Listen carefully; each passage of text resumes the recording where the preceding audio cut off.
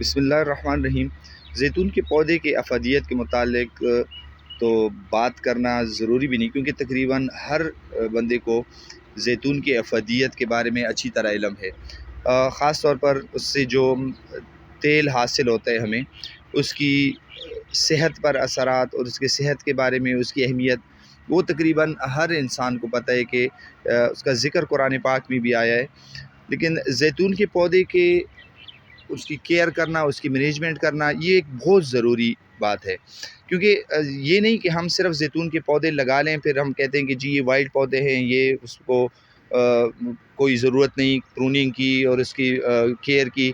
ज़ैतून की पौधे की मैनेजमेंट करनी पड़ती है, जिस तरह के आप stone fruit, peach, plum, apricot जिसके आप उसकी मैनेजमेंट करते हैं, उसकी प्रूनिंग करते हैं सीज़न के हिसाब से, उसी तरह ज़ैतून के पौधे की भी मैनेजमेंट करनी पड़ती है। उसकी प्रूनिंग बहुत ज़रूरी है। अगर आप ज़ैतून के पौधे को वाइल्ड छोड़, जिस तरह कि आपको ये पौधा अभी नज़र आ रहा है, हाइट गेन करता जाता है और उसके अलावा उसकी शाखें जो हैं वो बढ़ती जाती हैं, जिस तरह कि आप देख रहे हैं कि मल्टी स्टेम प्लांट है ये। तो उससे क्या होता है कि तकरीबन कुछ साल बाद ये देखिए यहाँ से तकरीबन 8-10 शाखें इसकी निकली हुई हैं और हाइट भी उसकी तकरीबन 8-10 फुट तक पहुँची हुई है। तो क्या होता है कि ज़ैतून के पौधे में एक ख़ासियत क्या है कि वो 1 साल जो पुरानी शाख होती है, जिस तरह कि आप देख रहे हैं, 1 साल पुरानी शाख पे वो फ्लावरिंग करता है और उसी पे वो फ्रूट जो है वो देता है। अगर उससे वो शाख अगले साल अगर वो 10 फ्रूट दे रहे हैं, तो अगले साल जो है वो 8 फ्रूट वो देगा और उससे अगले साल 5 और 3 और आखिर में 3 या 2, 3-4 साल बाद वो फ्रूट देना बंद कर देता है और लोग कहते हैं कि हमारे ज़ैतून के पौधे जो हैं वो अब फ्रूट नहीं दे रहे हैं और उन्होंने फ्रूट देना बंद कर दिया है। तो वो असल मसला ये होता है कि उसकी प्रूनिंग होती नहीं है और उनकी शाखें जो हैं पुरानी हो जाती हैं और वो फ्रूट देना जो है वो बंद कर देते हैं। और उसके अलावा आपका पौधा जितना घना होगा, उस पे ये जो आपको नज़र आ रहे हैं, ये ये वुली एफिड्स या सैलिड्स, इसका मसला ज़्यादा होता जाएगा। आप चाहे जितनी बार भी स्प्रे करें, लेकिन इसका कंट्रोल करना जो है वो बहुत मुश्किल हो जाएगा। उसकी जो अटैक है वो बार-बार होता रहेगा जैसेड्स और सैलिड्स का। तो इसको कंट्रोल करने के लिए भी जो प्रूनिंग है वो एक बेहतरीन जो है वो इक्विपमेंट है। सबसे ज़रूरी बात ये है कि ज़ैतून के पौधे की प्रूनिंग के मुतालिक अगर आप उससे ज़्यादा फ्रूट हासिल करना चाहते हैं, ज़ैतून के पौधे से मैक्सिमम फ्रूट हासिल करना चाहते हैं, तो ज़रूरी है कि जिस तरह आपको ये पौधा नज़र आ रहा है, इससे ये जितनी भी शाखें हैं ये हटा के आपकी जो मेन स्टेम है, जो इसको मेन स्टेम कहते हैं, इसको सिंगल स्टेम कर लें। साइड वाली शाखें सारी हटा दें और इसको सिंगल स्टेम कर लें। और उसके बाद जब ये कैनोपी या छतरी बनाएगा, तो जिस तरह के आप पीच के हवाले से आप उसकी प्रूनिंग करते हैं, आड़ू की जी प्रूनिंग करते हैं, कि उसके जो बीच का हिस्सा है वो आप खुला रखें और उसके साइडें जो हैं वो बढ़ती जाएं बेशक, लेकिन उसके जो सेंटर का हिस्सा है, कप शेप जिसको आप कहते हैं, या ओपन सेंटर प्रूनिंग जो है उसको आप उसको करेंगे, ताकि उसमें हवा का गुज़र हो, उसमें रोशनी का, उसमें सूरज की रोशनी का गुज़र हो।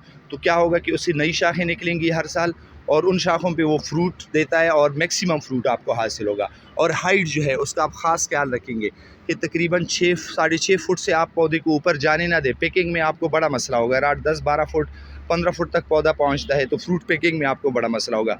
मैं प्रैक्टिकली दिखाऊंगा कि अगर आपके पास इस तरह के पौधे हैं और वो इस तरह के हो चुके हैं, तो आप इसकी प्रूनिंग किस तरह करेंगे, किस तरह उसको सिंगल स्टेम करेंगे और किस तरह उसको कप शेप बनाएंगे। और एक और ज़रूरी बात, अगर इसकी आप प्रूनिंग ना करें ज़ैतून के पौधे की, कुछ साल 4-5 साल, आज 6 साल आपने छोड़ दिए उनको, तो एक सबसे बड़ा नुकसान क्या होगा कि ये डिसीडियस, ये अपनी नेचर चेंज करता है, अपनी हैबिट चेंज करता है, ये डिसीडियस शेप में हो जाएगा। डिसीडियस क्या होता है कि जिस तरह के अब ये पत्ते हम देख रहे हैं, ये तकरीबन सारा साल इसी तरह एवरग्रीन रहते हैं, ठीक है।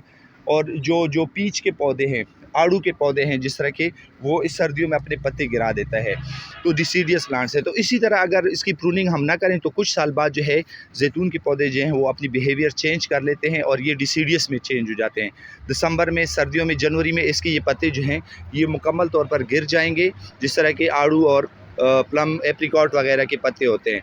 और ये जिस तरह उनकी नेचर है सेम उसी उस पे आ जाएगा। तो उससे क्या होगा कि आपके फ्रूट में इंतहाई कमी आ जाएगी, क्योंकि ज़ाहिर है फरवरी मार्च से ये फ्रूट देना फ्लावरिंग शुरू कर देता है और उसके बाद उनकी फ्रूटिंग स्टेज शुरू होती है। अगर ये डिसीडियस नेचर में कन्वर्ट हो जाता है तो क्या होगा कि ये मार्च और अप्रैल में नई लीव्स निकालेगा, शाखें बनाएगा, तो फ्लावरिंग नहीं होगी और आपका पौधा जो है वो फ्रूट देना बंद कर देगा। तो डिसीडियस नेचर से उसको बचाने के लिए और मैक्सिमम फ्रूट हासिल करने के लिए इसकी प्रूनिंग और इसकी मैनेजमेंट जो है बहुत ज़रूरी है। मैं प्रैक्टिकली आपको बताऊंगा कि इसकी प्रूनिंग कैसे की जाती है ताकि आप अपने पौधे से मैक्सिमम फ्रूट हासिल कर सकें। जिस तरह कि मैंने आपको बताया था कि हमने जितनी भी जैतून के पौधे हैं उनको सिंगल स्टेम करना है। इसके साइड वाली जितनी शाखें हैं वो हम हटाएंगे, जो बीच वाली स्टेम है ये जो आपको नज़र आ रही है ये वाली स्टेम जो है ये सिर्फ हम छोड़ेंगे। और सिंगल स्टेम ज़मीन से तकरीबन 2.5 से 3 फुट जो है वो आपने बिल्कुल सिंगल स्टेम उसको रखना है और एक ही शाख, उसकी जितनी भी साइड वाली शाखें वो आपने हटा देनी है।